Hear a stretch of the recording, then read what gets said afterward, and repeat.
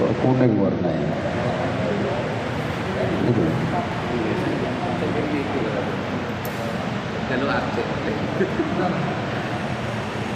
Oke, sambil jalan. Bismillahirrahmanirrahim. Assalamualaikum warahmatullahi wabarakatuh. Bismillah, alhamdulillah, wassalatu wassalamu ala rasulillah. La hawla wa la quwata illa billah. Subhanaka la ilma lana illa ma'allamtana innaka antal alimul hakim. Rabbi shrah li sadri wa yassir li amri wahlul 'uqdatam min lisani yafqahu qawli, amma ba'du.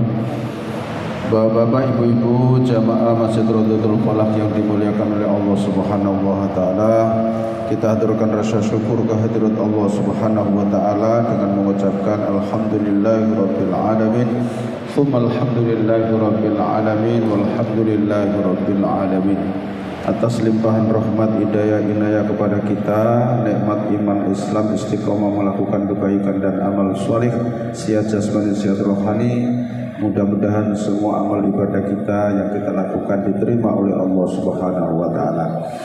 Yang kedua, ucapan Allahumma sholli wa sallim wa barik ala sayyidina Muhammad.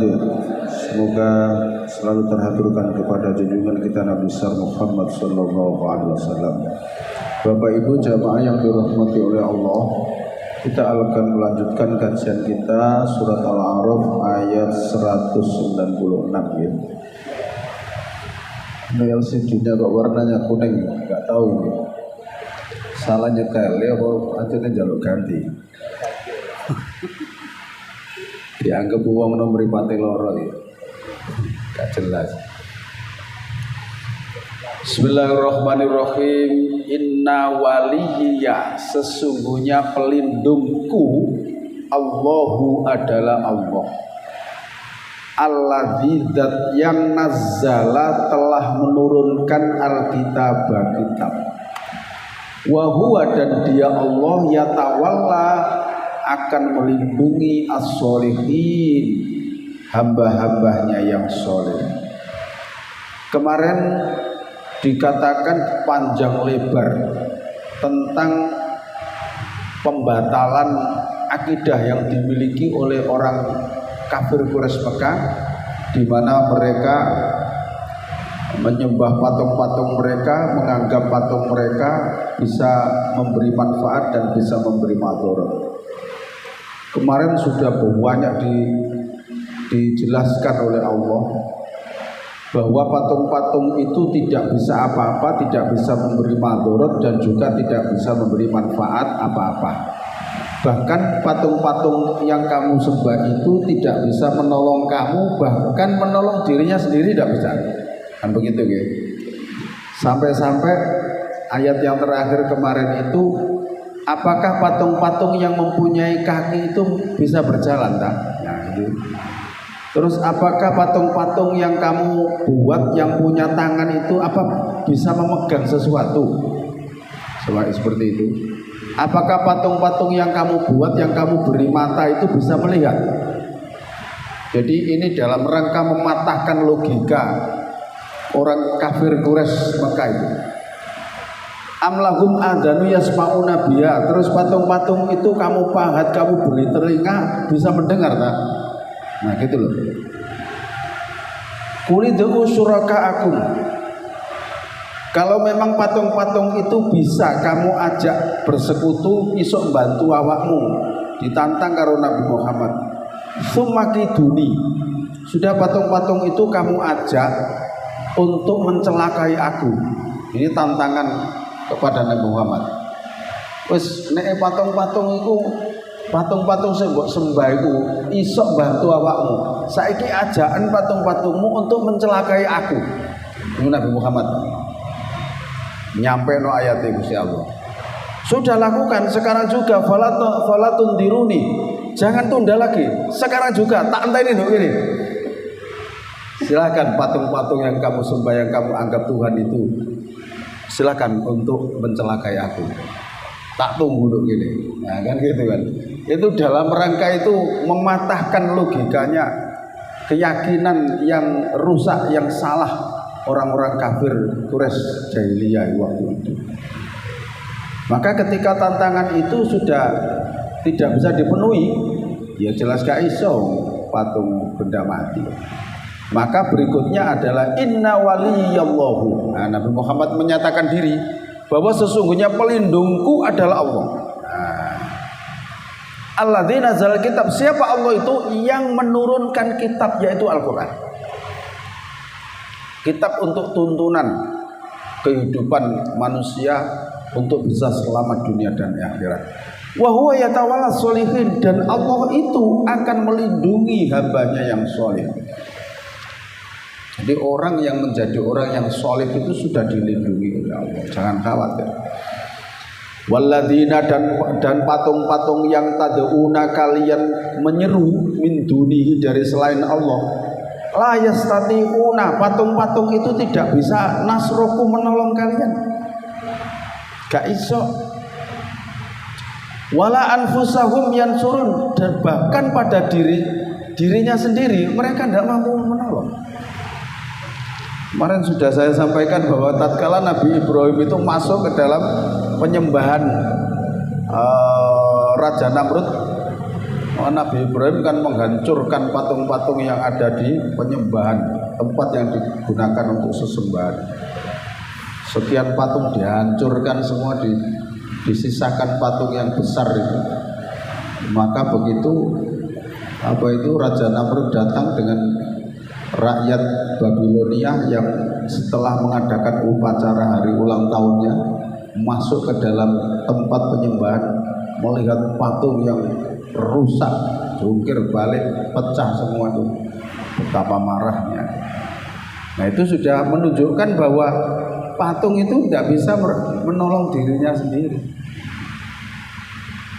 Ya. Wa in tad'uhum ilal huda, dan jika kamu mengajak patung-patung itu ilal huda, untuk memberi petunjuk, la yasma'u, dia tidak bisa berbicara. Wa tarohun, dan kamu melihat patung-patung itu, yang duruna ilaika, patung-patung itu melihat kamu. Wa hum la yubsirun, padahal mereka itu tidak bisa melihat. Yang duwe moto tapi gak iso ndelok. Koyok-koyok ndelok wis padha mek foto. Ya. Jadi sekian banyak ayat itu yang disampaikan oleh Rasulullah kepada orang kafir Quraisy jahiliyah yang mempertuhankan patung-patung yang mereka sembah. Tapi banyak juga mereka yang masih belum keluar dari akidah yang sesat itu. Ya, ada juga yang mau berpikir, iya ini dipikir-pikir bener Muhammad ya. Gak iso apa-apa disembah. Akhirnya dengan sembunyi-sembunyi dia menemui Nabi Muhammad dan bersyahadat. Tapi ya masih ada yang tetap mempertahankan. Enggak bisa, ini agama nenek moyang kita. Agama Muhammad itu agama baru, pendatang baru. Kita ini harus tetap melestarikan apa yang kita dapat dari mbah-mbah kita. Ini agama sejak dulu. Muhammad itu baru agama kemarin. Ada yang tetap begitu, ya. Ada yang tetap begitu.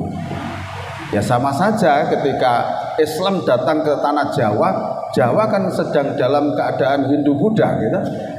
Nah, maka betapa sulitnya merubah itu.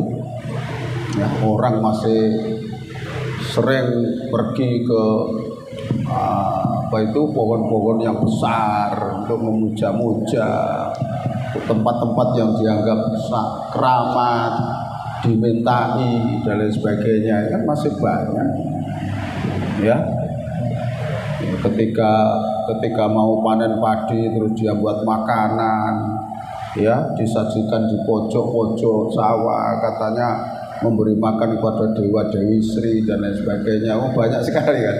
Kalau di Jawa itu kental sekali. Tapi alhamdulillah berjalannya waktu semakin habis. Saya yakin nanti bertambah ke belakang, semakin orang ilmu pengetahuannya semakin banyak, pasti akan hilang daya-daya itu, ya. Di kampung saya saja sudah hampir hilang semuanya itu. Daerah Panceng, daerah Ujung Pangka, pantai utara itu gak ada adat-adat. Makanya ada kemanten yang model adat keratonan, model adat Jogjahan, Solo, tidak ada di sana, tidak ada. Acara kemanten yang diatur sedemikian rupa itu, tambah nyuweni lakon. Saya kalau diundang suruh ceramah terus model kemantennya model seperti itu, waduh susah saya. Iki ngenteni sowe jelas iki. Nggih to? Masa diatur ting dang ting dung ting dang sowe kabeh. Masa diprotokoli dengan bahasa kromo inggil saya sendiri gak tahu atau. Masya Allah, saya pokoknya nek diundang terus adat itu nih, saya mendingan tanya begini, saya nanti kira-kira ceramah jam berapa, wis enak ngono wis, daripada aku teko awal terus, ya artinya itu lama menyaksikan gitu loh Pak. Jadi waktu itu terbuang untuk itu gitu loh. Kadang-kadang gak ngerti bahasa ya, terus pokoknya aku diceluk jenengku ya wis munggah ngono ae. Aduh cara ingkang kaping kalih. Inggih menika ular-ular suci ingkang badhe kasampaiaken dening Ustaz Zainal Arifin. Sumangga. Wae, berarti jenengku diceluk berarti aku ini. Wis ngono tok aku. Kan begitu ya. Jadi pengajian itu ular-ular suci. Oh ngono. Apik, istilah itu apik-apik. Tapi saya enggak paham seluruhnya begitu. Nah, jadi adat-adat seperti itu kan ya peninggalan dari Hindu-Buddha yang masih ada itu. Ya boleh saja lah dilakukan, tapi ya kan hubungannya tambah buat biaya menurut saya. Kalau di daerah saya sudah tidak ada begitu Pak, tidak ada. Tambah kesuwen, cari arek nom-noman kesuwen, gue tahu. Arek apa itu? Pantai utara sana itu malah kesuwen itu. Kalau daerah kulonan insya Allah masih banyak itu. Surabaya aja masih kadang banyak kok yang pakai begitu loh ya. Pakai begitu masih banyak. Nah itu kan ya tinggalan-tinggalan adat-adat Hindu-Buddha yang masih sebagian dilakukan oleh. Tapi saya yakin lambat laun akan hilang ya.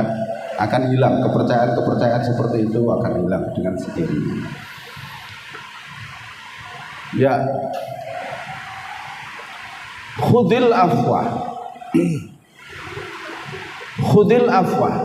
ambillah al afwa, maaf. Wa'mur bil urfi, perintahkan orang untuk berbuat ma'ruf. Wa'arid anil jahilin, bagaimana? Dan berpalinglah kamu dari orang-orang yang bodoh. Jadi ayat ini kalau diterjemahkan Gus Muhammad Jarno wong bodoh-bodoh itu sing gak paham ayat sing bersampaian wis Jarno sepuro Jarno. Ya tetep awakmu perintah nanggone kebaikan, perbuatan ma'ruf, berpaling saja kamu dari orang-orang yang bodoh seperti itu.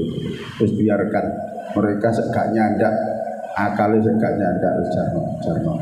Nah, seperti itu bahasa kita begitu. Ya, khudil afwa wa'mur bil urfi wa'arid anil jahilin.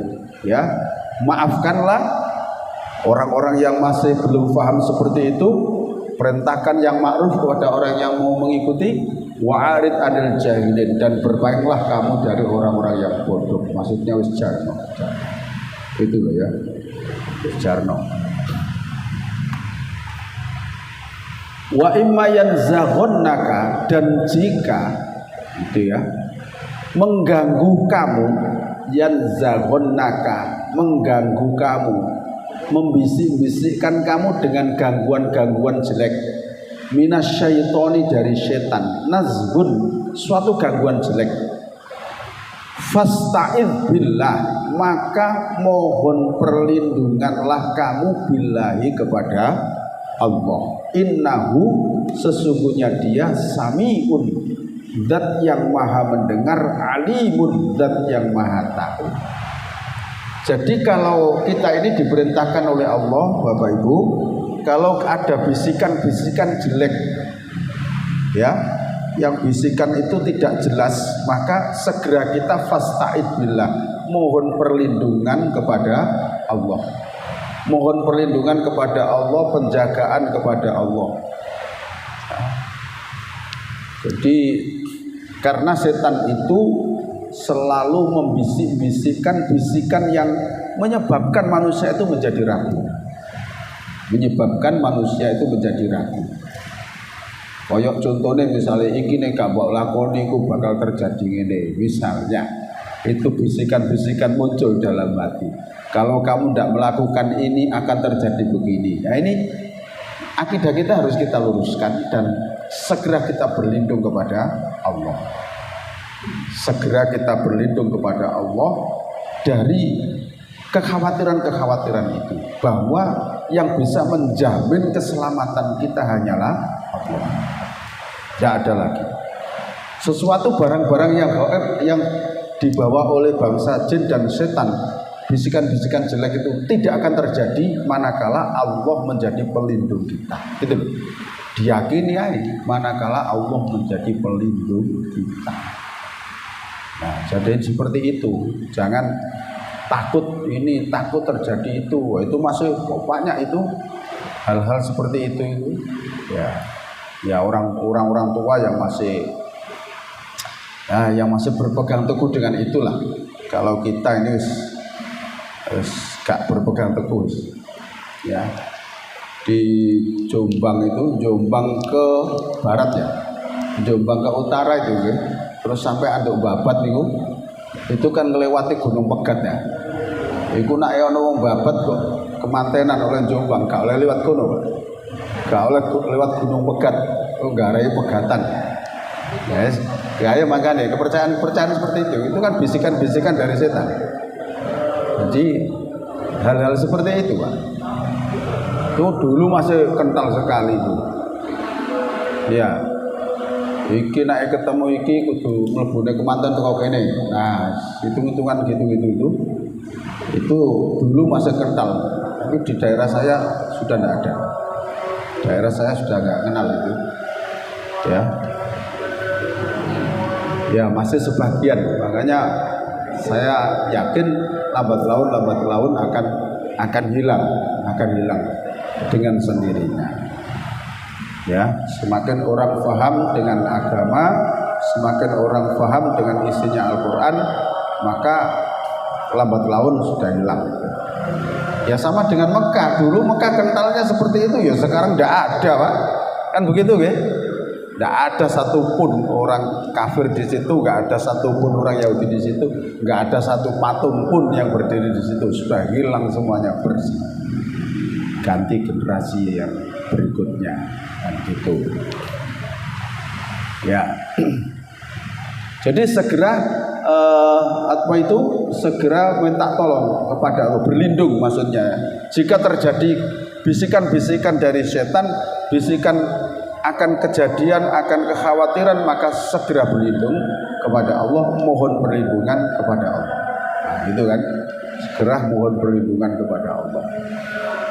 Kalaupun kok terjadi, ya memang terjadinya atas kehendak Allah, bukan karena ya mergo gak tepak hitungane, makane ta percaya lah kan. Kadang-kadang kan begitu. Nah, ini setan itu berusaha membelokkan akidah dan keyakinan manusia itu sungguh luar biasa, Pak. Justru dengan keyakinan itu setan masuk. Nah, gitu loh. Masuk membisik-bisikkan hati agar orang ini selalu khawatir dan selalu takut kalau tidak melakukan itu. Nah, gitu loh. Ya, kalau tidak melakukan itu akan terjadi khawatir. Jadi setan itu lewat situ, Pak. Ya, jadi itu bisikan-bisikan saja. Yes. Innalladzina, sesungguhnya orang-orang yang ittaqau, mereka bertakwa, idza massahum, apabila menimpa kepada mereka taifun, gangguan, ya, minasyaitoni, dari setan, tadzakkaru, maka orang-orang yang bertakwa tadi segera mengingat Allah.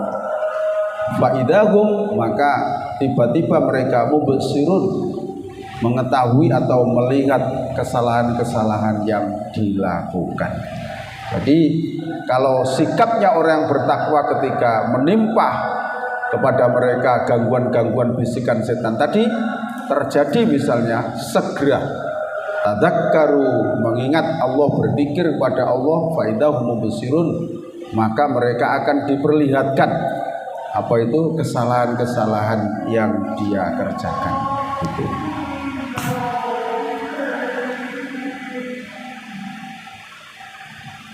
Fa ikhwanuhum, maka saudara-saudara mereka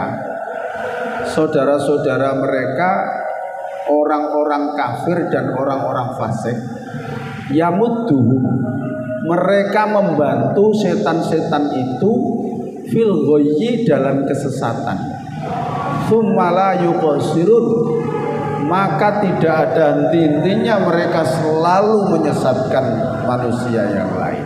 Coba orang yang pokoknya tidak bertakwa, terus hidupnya itu memperturutkan hawa nafsunya, menjadi kawanan setan, maka dia juga akan terus-menerus menyesatkan kepada yang lain.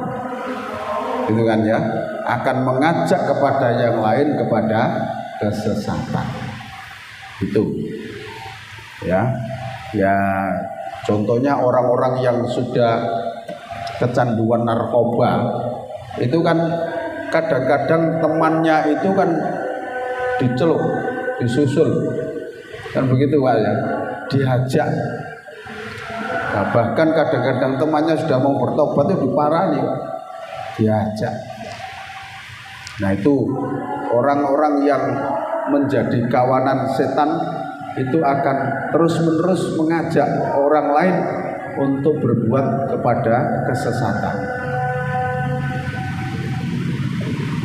Wa idza lam ta'tihim, dan apabila kamu tidak datang kepada mereka, bi ayatin, dengan membawa ayat, qalu, mereka berkata, laula jtabaitaha, mengapa tidak kamu buat sendiri saja Muhammad ayat itu?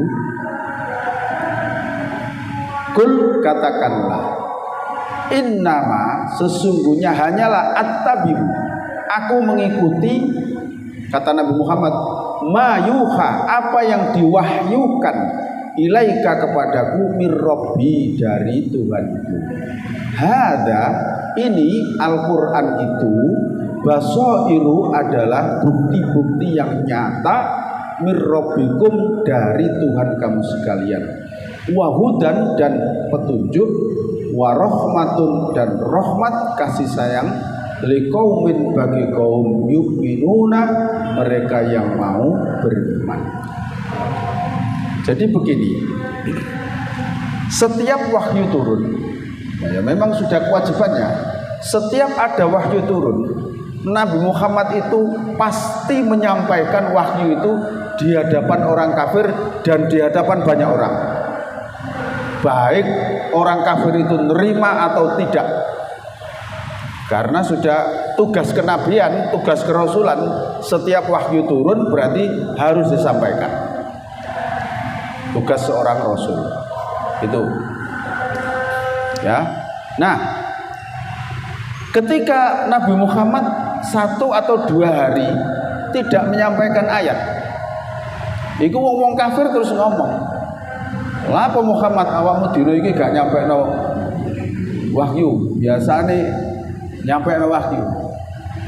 Ya. Lapo gak mbok gawe dhewe ayat iku, ben sak bendina iso nyampekno wahyu. Nah gitu kan? Maka jawaban Muhammad, innama attabi'u ma yuha ilayya mir rabbi. Aku nyampekno wahyu, nek ana wahyu turun nang aku, itu lho maksudnya. Nek gak ana wahyu turun ya aku gak bakal nyampekno nang awakmu. Gitu. Jarene wong kafir, lapo gak mbok gawe dhewe wahyu iki. Ben sak bendina iso nyampekno. Wong kafir dikandani wahyu itu dari Allah gak percaya. Nah gitu loh. Nah, sejarah turunnya surat Ad-Duha itu kan hampir 1 minggu Rasulullah itu tidak menyampaikan wahyu karena memang tidak ada wahyu turun. Nabi Muhammad sendiri sempat berpikir, lah yo lapo Jibril itu biasanya sak bendino iku mesti turun nang aku nyampe no wahyu, kadang sedino malah ping pindho barang. Iki kok sak minggu Jibril gak menemui aku, kok gak enek wahyu, ono apa iki? Nah, orang-orang kafir rewame. Deloken Muhammad saiki wis dibenci karo pangerane. Buktine sak minggu iki dhewekne gak dituruni wahyu, makane gak nyampe nang awak dhewe. Nah, kan begitu kan? Muhammad wis dibenci karo Tuhane, ditinggalno karo Tuhane. Nah, gitu kan. Nah, ternyata Nabi Muhammad itu menggeledah di menyuruh pembantunya. Coba kamu lihat isi seluruh rumah ini, barangkali di pojok-pojok ada sesuatu apa sehingga malaikat Jibril kok gak berkenan membawa turun wahyu. Setelah digeledah sama pembantunya, ternyata di pojok belakang rumahnya, coro gampangannya pawon. Untuk pawon pojok itu ada anak anjing yang mati di situ. Gitu. Ada bangkai anak anjing yang di situ. Nah, setelah itu Nabi Muhammad, kamu ambil terus kamu kuburkan. Setelah diambil dikuburkan, langsung malaikat Jibril datang memberikan surat Ad-Duha. Makanya isinya surat Ad-Duha ada ayat yang wadduha walaili idza saja ma wadda'aka rabbuka wa ma qala. Tuhanmu tidak akan meninggalkan kamu Muhammad. Tuhanmu tidak benci kepadamu. Karena orang kafir tadi kan ngomong, oh delok Muhammad wis ditinggal Tuhane, dibenci karo Tuhane, putus hubungan karo Tuhane. Ketara sak minggu iki gak nyampe wahyu. Nah, gitu kan. Maka ada kalimat ma wadda'aka rabbuka wa ma qala. Tuhanmu tidak memutuskan kamu, tidak membencimu Muhammad. Nah, itu diambil dalil para ulama bahwa kalau rumah itu ada anjingnya, malaikat tidak berkenan masuk. Dalile yaiku mau wahyu gak ono turun sak minggu gara-gara ono bangkai anak anjing. Setelah bangkai anak anjing dikuburkan, langsung malaikat Jibril turun membawa wahyu surat Ad-Duha, 1 surat. Nah, itu diambil para ulama sebagai dalil bahwa kalau rumah itu ada anjingnya, maka malaikat tidak berkenan masuk. Itu dalilnya mengambil dari peristiwa itu. Nah, jadi ketika Nabi Muhammad tidak menyampaikan wahyu, orang-orang kafir juga begitu. Terus wong kafir lah apa Muhammad gak mau gawe dhewe wahyu. Begitu. Maka jawabannya kul innama attabi'u ma yuha ilayya rabbi. Lho aku gak bakal nyampe wahyu nek gak ono wahyu turun teko Tuhanku. Ya kan begitu kan? Hadza basairun min rabbikum, wahyu itu adalah bukti yang nyata dari Tuhanku. Wa hudan wa rahmatun liqaumi yu'minun. Mengandung hidayah, rahmat dan bagi orang-orang yang kaum yang beriman. Gitu. Nah, karena wahyu turun ya gak nyampe no. Ya gitu. Wa idza quri'a, dan apabila dibacakan Al-Qur'an fastami'u, maka dengarkanlah lahu kepadanya, wa ansitu, diam dan renungkanlah. Ini dalile Pak, nek ana Al-Qur'an diwaca iku kudu dirungokno, meneng direnungkan. Iki lho dalile. Fa idza quri'a, apabila dibacakan Al-Qur'an fastami'u, maka dengarkanlah lahu kepada Al-Qur'an yang dibaca tadi, wa ansitu, dan diam dan renungkanlah, la'allakum turhamun, agar kalian mendapat rahmat. Ya, makanya kalau tadarusan misalnya ono ngepung ini, iku yang ngepung di situ ya mendengarkan dan menyimak. Kalau jenengan butuh ngomong-ngomong karo kancane jaan metu nang jabane serambi, ojo ngecobrot yo ngono. Itu masalahnya. Ojo ngomong di tempat itu. Kalau kepengen ngomong tutupin Qur'ane metu dilu. Nah, itu loh. Biar sama-sama menghargai Al-Qur'an. Kene maca Qur'an kene jagongan. Ya opo iki? Wong perintahe apabila Al-Quran dibacakan, dikongkon mendengarkan, renungkan kok. Kene maca sandinge dheweke nyimak. Sajane nyimak terus ngomong-ngomong sak bocore lho kene sak mijo. Nah, ini kan menyalahi aturan ayat ini. Itu nggih. Jadi caranya begitu. Kalau kepengen ngomong ya ditutup Al-Qur'ane, nah, di apa itu di luar. Nah, atau agak menjauh begitulah. Itu rada sopan. Itu nggih. Terus wadkur dan berzikirlah, sebutlah Rabbaka Tuhanmu fi nafsika pada dirimu tadarruan dengan tadarru. Tadarru itu suara lirih. Wa khifatan dan ada rasa takut, harapan dan takut. Jadi zikir itu dibarengi dua, Pak. Takut akan siksa Allah dan berharap doanya dikabulkan oleh Allah. Wadunal jahri dan tidak mengeraskan ketika zikir minal qauli dari ucapan tadi bil budui di waktu pagi wal asoli dan waktu petang wala takun dan jangan kamu menjadi minal ghafilin dari orang-orang yang lalai. Jadi zikir itu sing pantes ya lirih, jangan pakai suara keras. Ya pokoknya maksudnya satu ruangan ini sudah terdengar ya sudah. Oke. Terus yang bagus begitu. Innalladzina sungguhnya orang-orang yang inda rabbika di sisi Tuhanmu la yastakbirunya. Innalladzina sungguhnya para malaikat ini artinya para malaikat, Pak. Sesungguhnya para malaikat inda rabbika di sisi Tuhanmu la yastakbiruna. Mereka tidak menyombongkan diri an ibadatihi untuk menyembah beribadah kepada Allah.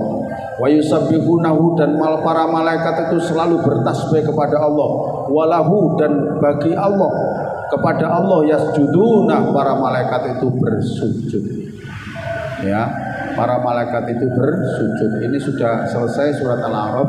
Monggo kalau ada yang disarankan ditanyakan bisa kita bahas.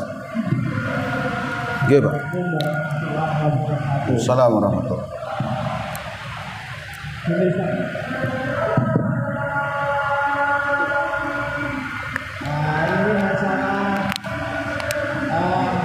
orang yang dulu, yang orang tua dulu seperti nenek kakek saya dulu, saya mengalami bahwa biasa Pak. Tapi juga nanti kalau kita tahu nanti ada sandingan air kembang. Tapi setelah itu menginjak orang tua saya mengatakan, oh ngerti bahwa itu tidak benar. Bagaimana nasib bapak saya itu? Dan pada waktu itu saya masih kecil ya, mengikuti aja. Saya kira ya yakin betul itu aja. Bagaimana nasibnya itu? Karena berdoanya atau tidak mengerti aja. Terima kasih. Waalaikumsalam warahmatullahi wabarakatuh.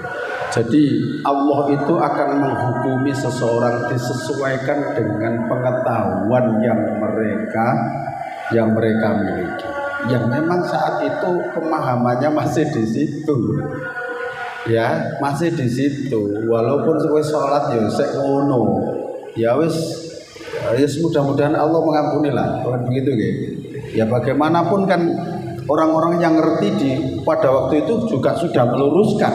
Saya kan sudah meluruskan. Tapi yang namanya keyakinan ini kan ya tidak bisa dengan membalik tangan ya. Menghilangkan budaya-budaya yang sudah sekian puluh tahun dimiliki itu kan tidak mudah gitu loh. Ya maka ya saya yakin berhusnudzon ya karena pengalamannya dan pengetahuannya masih di situ, pasti Allah akan mengampuni. Itu Pak. pasti Allah akan mengampuni. Ya memang masih di situ. Terus katanya dia apa? No, dia juga masih mau menuju akidah yang bersih, betul-betul bersih, tapi masih belum bisa, masih kecampuran dengan adat-adat tadi. Ya, jadi Allah akan mengampuni karena pengetahuannya masih di situ. Oke, monggo Pak. Assalamualaikum warahmatullahi wabarakatuh. Waalaikumsalam. Pertanyaan dari kita. Saya rasa sampai sekarang masih ada orang-orang yang mempunyai hajat dengan perhitungan. Yang saya tanyakan, insya Allah, bagaimana kita menyikapi? Apalagi yang punya hitungan itu orang tua. Artinya kalau kita menjawab dari kemauan orang tua, kita sudah katakanlah menyakiti pada kita. Atau boleh dikatakan melanggar. Padahal kita mempunyai keyakinan bahwa semua itu memang datangnya dari Allah. Dan umumnya kepekaan atau bagaimana biasanya sih diyakini itu terjadi. Permasalahan bagaimana kita menyikapi hal tersebut dengan tidak katakanlah menyakiti orang tua yang itu seperti itu.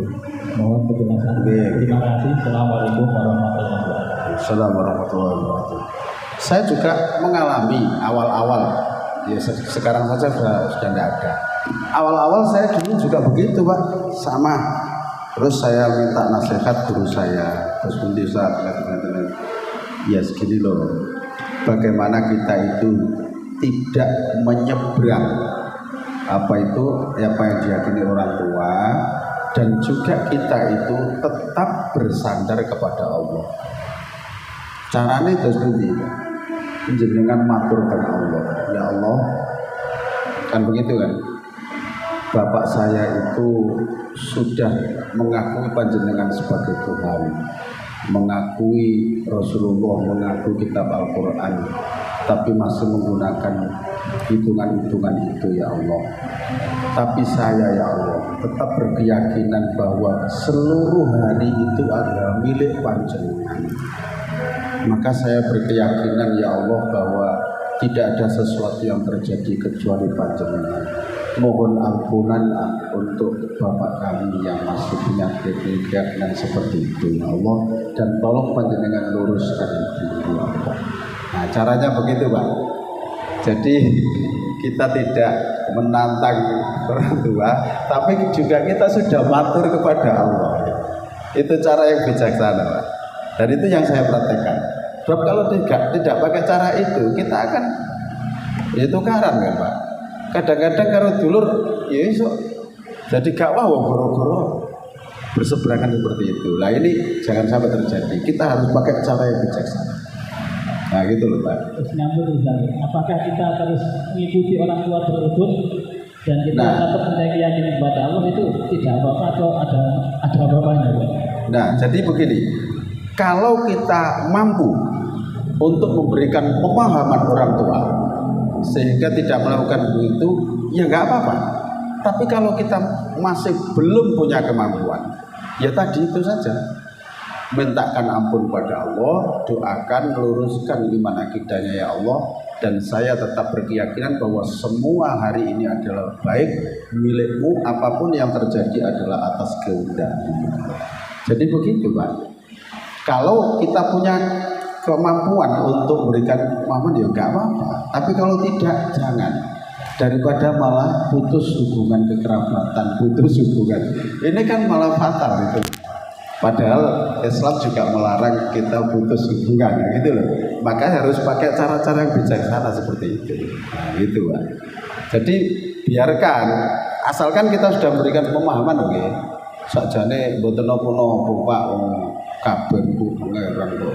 Lho gak iso kok urip nggih pun ya wis aja ditantang terus. Yang penting kita itu sudah berikan pemahaman. Awakmu urip kok di tanah Jawa. Ngono kadang-kadang. Nggih pun nggih. Monggo. Gak ngono ae Pak. Nek gak pakai cara yang bijaksana iki berantem podo dulu nih. Ini harus kita hindari Pak.